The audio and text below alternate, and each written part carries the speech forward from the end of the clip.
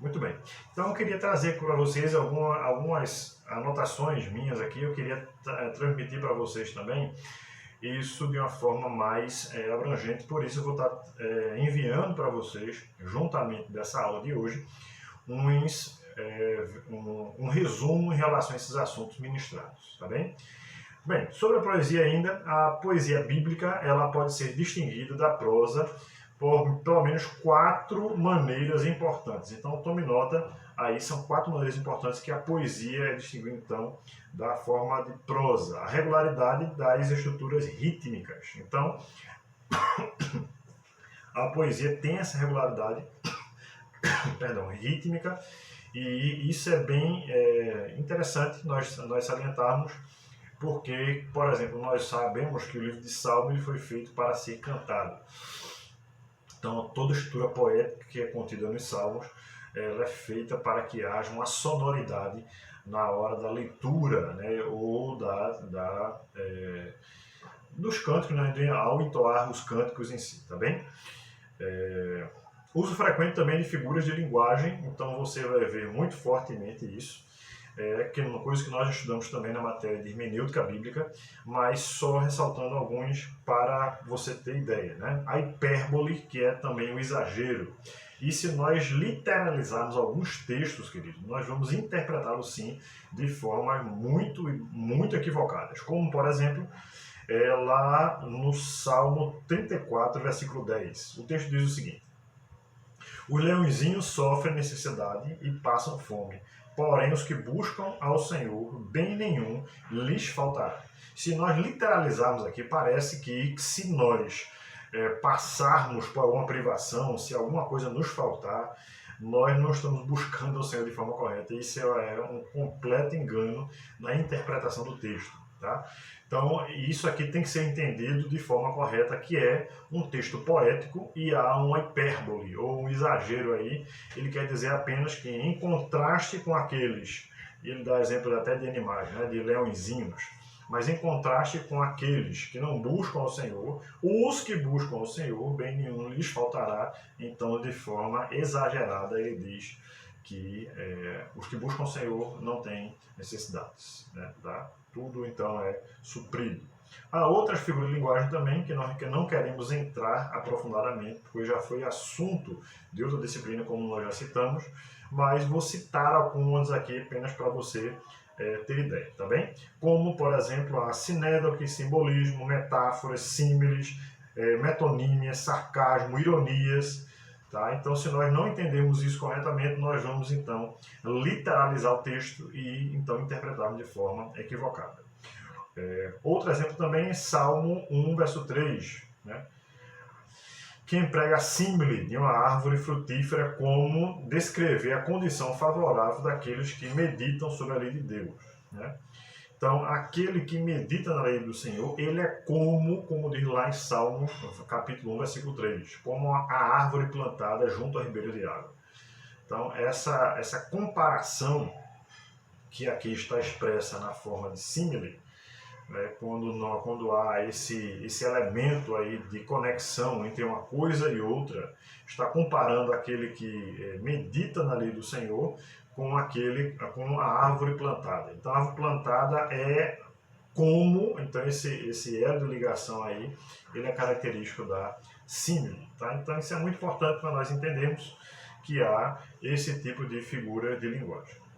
Outra coisa peculiar da poesia bíblica é exatamente o paralelismo. Nós vimos alguns tipos de paralelismos que é mais próprio da outra matéria, como nós já falamos, de hermenêutica bíblica, mas eu queria destacar 3 tipos aqui, né? O paralelismo sinonímico, o paralelismo antagônico e o paralelismo sintético, tá? E esses 3 aqui são bem peculiares, principalmente do livro dos Salmos.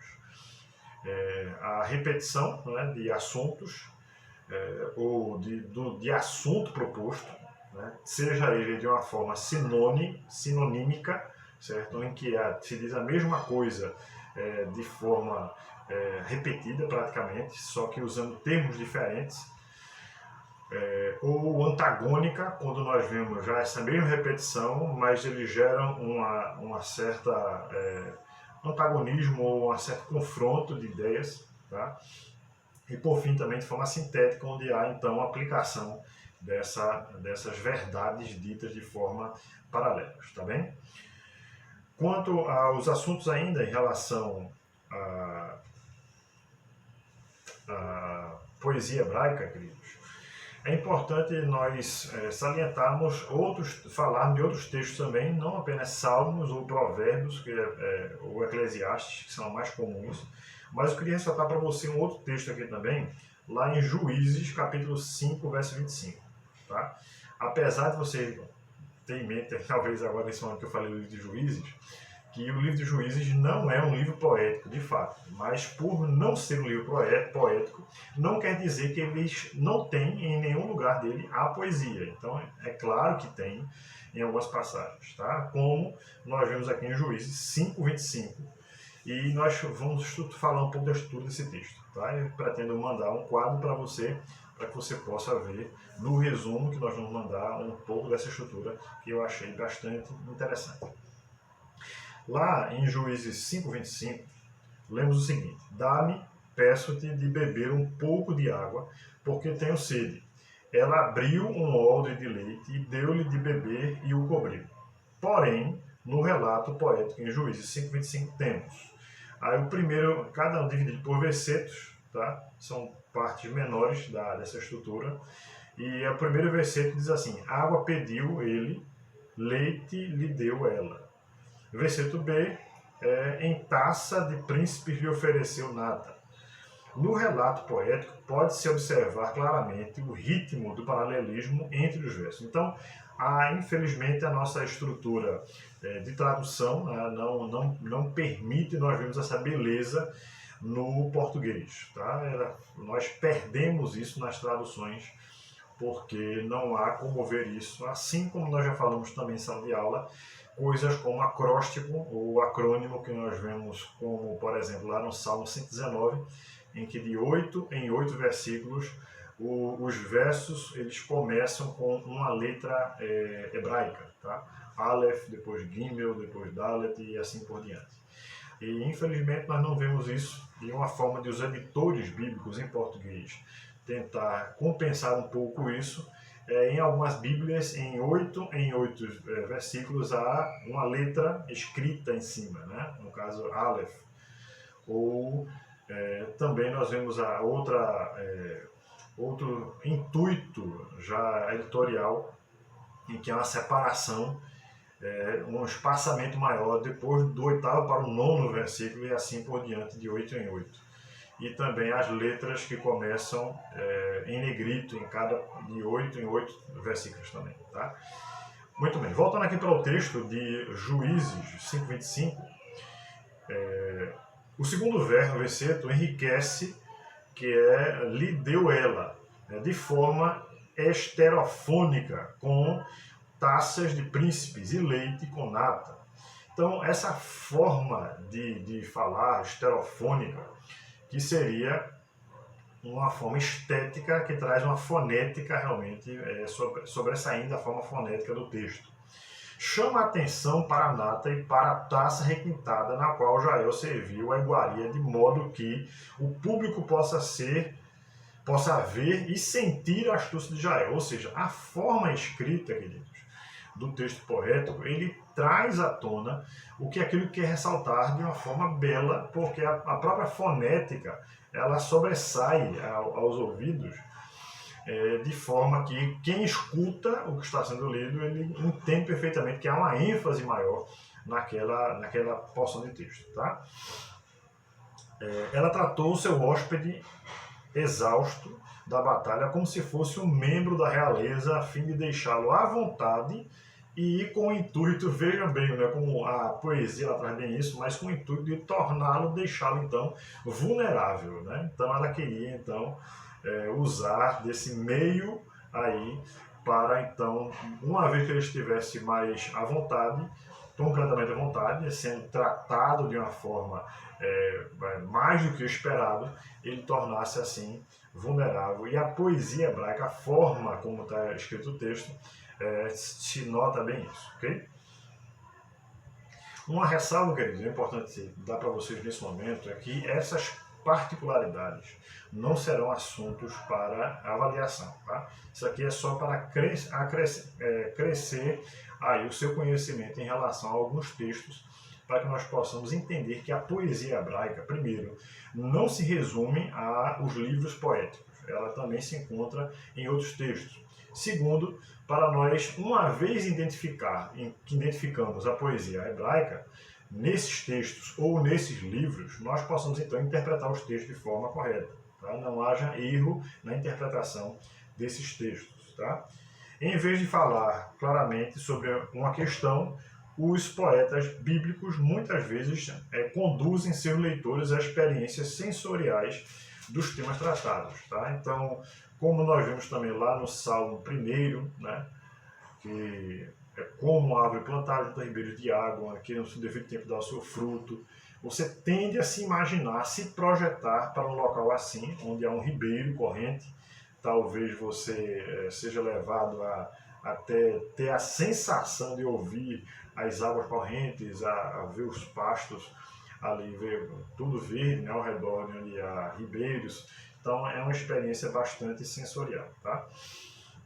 Salmo 42:7 é um outro exemplo também que retrata as dificuldades do salmista numa linguagem forte com os sons e sensações experimentados por alguém que está sendo dominado pelas águas impetuosas de uma cachoeira. Então, no Salmo 42, versículo 7, é um outro exemplo disso, clássico, que fala sobre a forma como o salmista está passando por aflições. Essas aflições, elas são como as águas, né, águas tempestivas, né, águas em rebuliço, que passam por ele de uma forma tal que dá aquela sensação nossa, para quem lê, sensação de angústia. Como lá em Salmo, que nós falamos 47:2, que diz: um abismo chama outro abismo ao fragor das tuas catadubas, todas as tuas ondas e vagas passaram sobre mim. Então, queridos, imagine você num local onde há águas assim vivas, águas tempestivas, águas vultuosas, e você está ali naquele momento e as ondas passam uma após outra sobre você.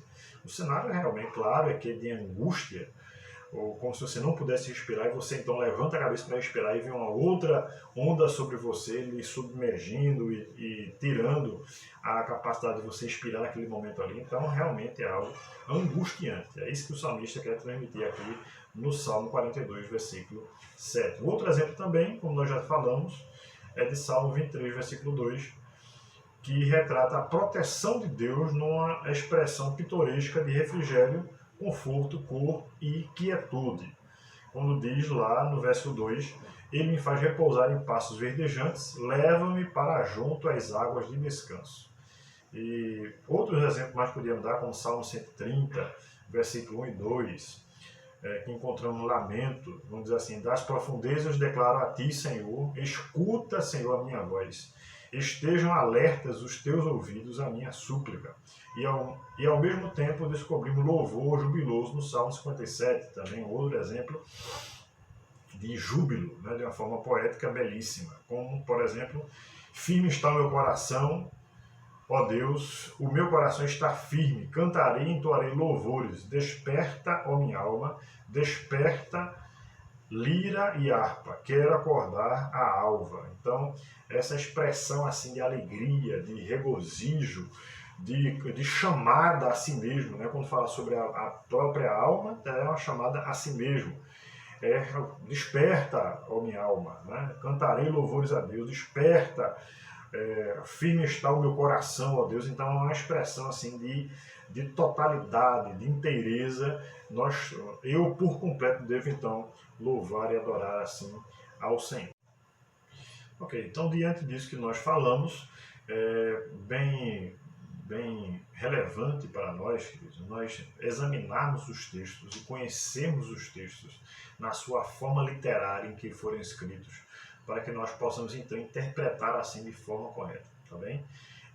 Os textos, os livros poéticos, eles têm essas suas peculiaridades e nós vamos elencar cada uma dessas também no resumo que nós vamos passar para vocês e que todos nós assim possamos crescer juntamente na graça e no conhecimento do Senhor Jesus. Que Deus assim te abençoe ricamente e possa, nesse tempo de turbulência, irmãos, Deus ministrar paz ao nosso coração, aos nossos familiares, em nome de Jesus. Um grande abraço e até mais.